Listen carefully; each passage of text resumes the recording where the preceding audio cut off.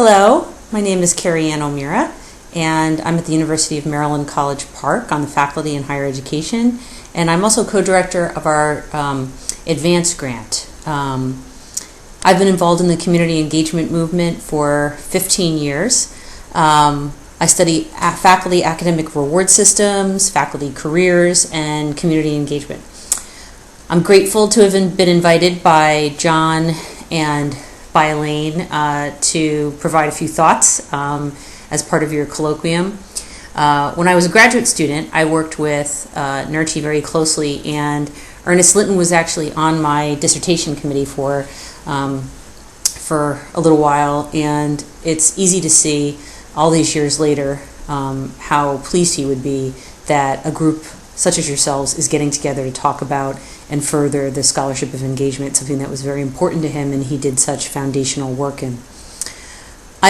One of the things that I mentioned is that I'm also, in addition to being a faculty member, I co-direct the University of Maryland's advanced grant, which seeks to improve faculty work environments for women and underrepresented minority faculty.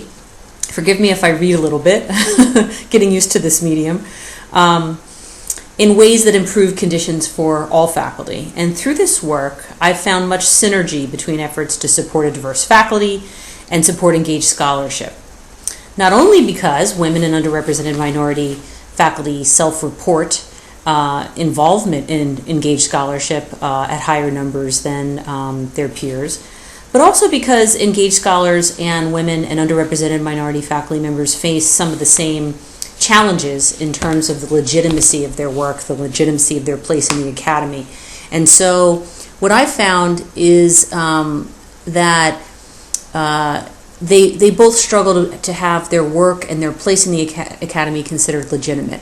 Many of the organizing practices inside departments and universities that exclude diverse faculty also delegitimize or diminish engaged scholarship.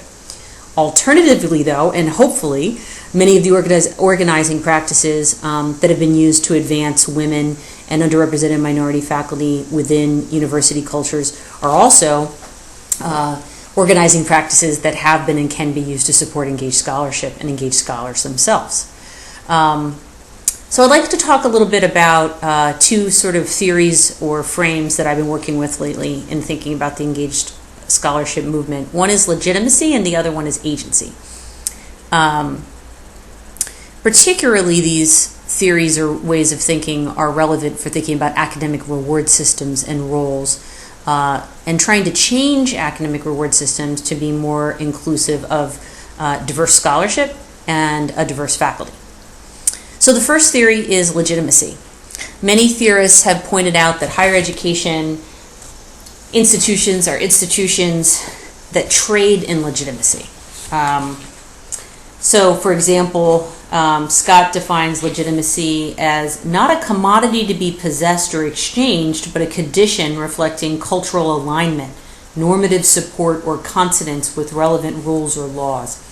So some of my friends, Amy Turowski and Leslie Gonzalez of Clemson, who's done wonderful work looking at legitimacy, translated that definition to mean what it means to fit and be valued inside a profession. So legitimacy is what it means to fit and be valued within a profession. So the reason that legitimacy is a helpful concept in thinking about engaged scholarship is it underscores hierarchy and inequalities that exist within academic reward systems between types of scholarship, between fields or disciplines within a university, between groups of scholars or subgroups of scholars, between appointment types. Legitimacy is tied into all of the different ways that academic reward systems work.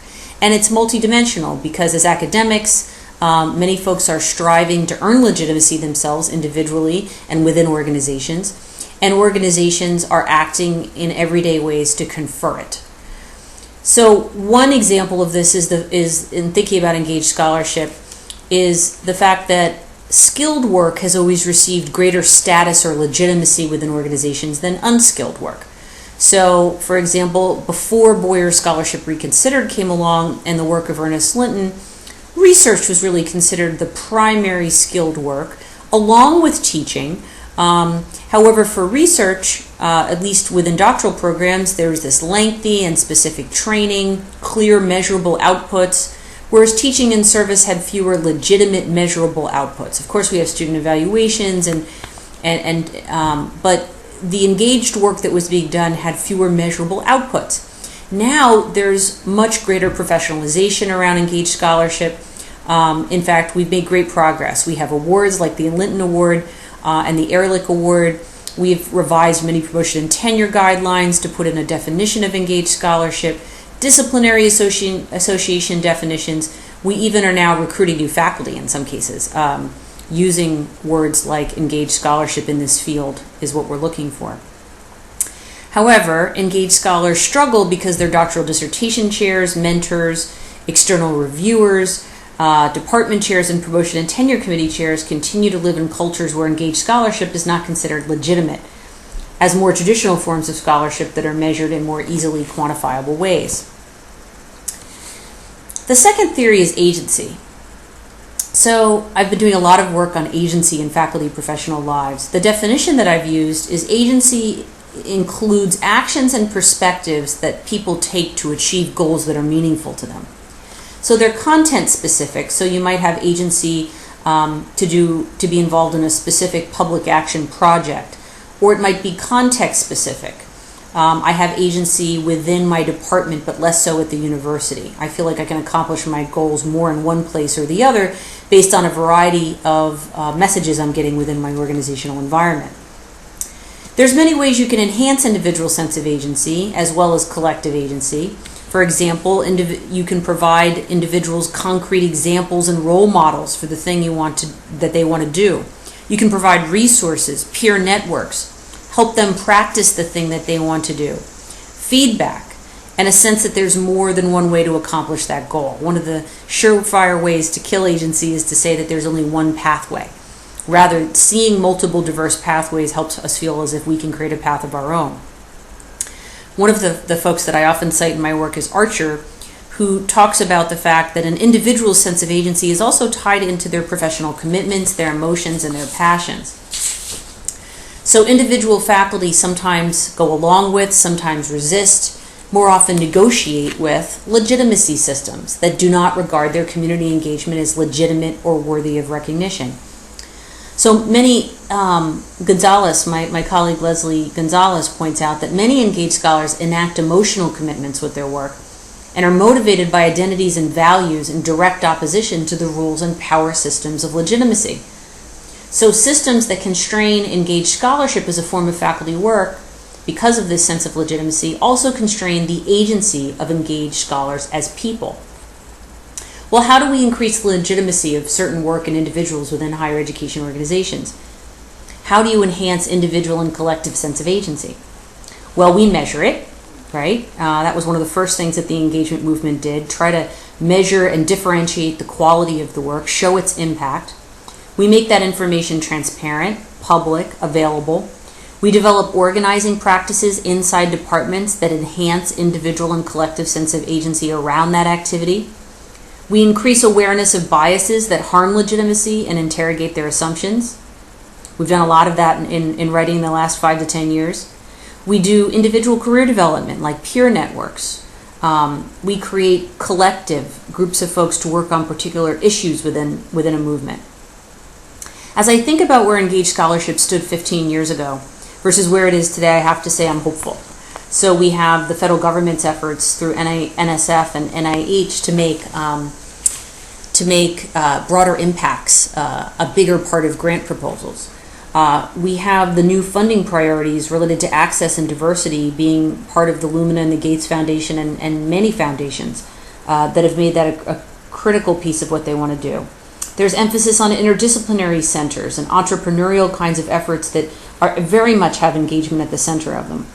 And if you just look at the sort of critical mass argument, the number of graduate students graduating from doctoral programs saying that this is what they want, this is who they're about. They're about changing their fields, changing the way we think about knowledge making in an engaged way, suggests that the engaged scholarship movement is going to win, just simply by from an argument of who's moving into the academy. Interestingly, though, not all engaged scholars necessarily want to make changing higher education itself a primary focus.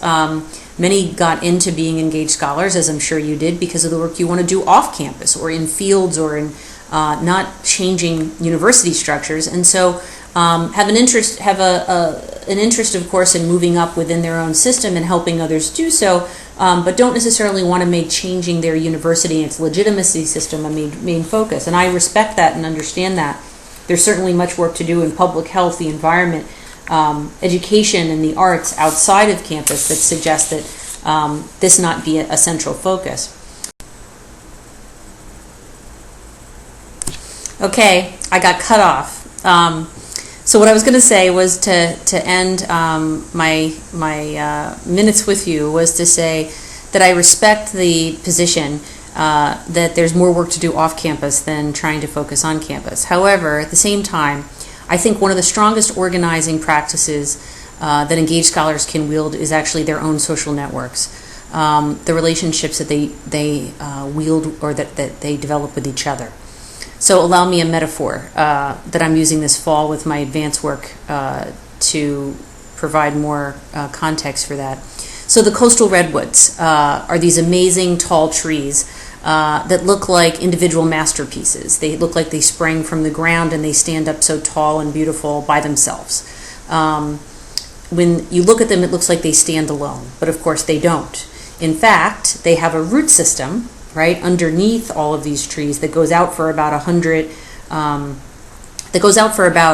feet within a group of trees, and these root systems intertwine, and in fact when the rain and the wind come from above, those trees are standing up because they have this established intertwined root system underneath all of those trees, and it's the connections between those trees that actually allow them to stand so tall and that actually allow them to withstand a variety of different kinds of wind and rain and weather.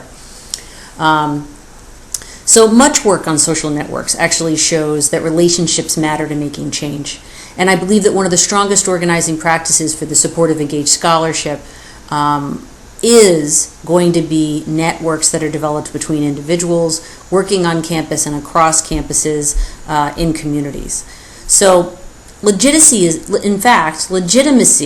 is established and maintained by networks. There's a root system that's maintaining the strength of the traditional kinds of scholarship that are being facilitated. And so agency can be buoyed or thwarted through networks. So therefore, as you develop the research agenda that you're forming, please, I hope that you consider the role of legitimacy and agency in moving the scholarship of engagement forward. But also, I'm Irish, so I usually leave when I do a talk with some kind of a toast. I hope that through the Linton Colloquium and the relationships you form with each other and NERCHI, that you're able to form a root system that can help each of you at different times when you need it to withstand the wind. Thank you.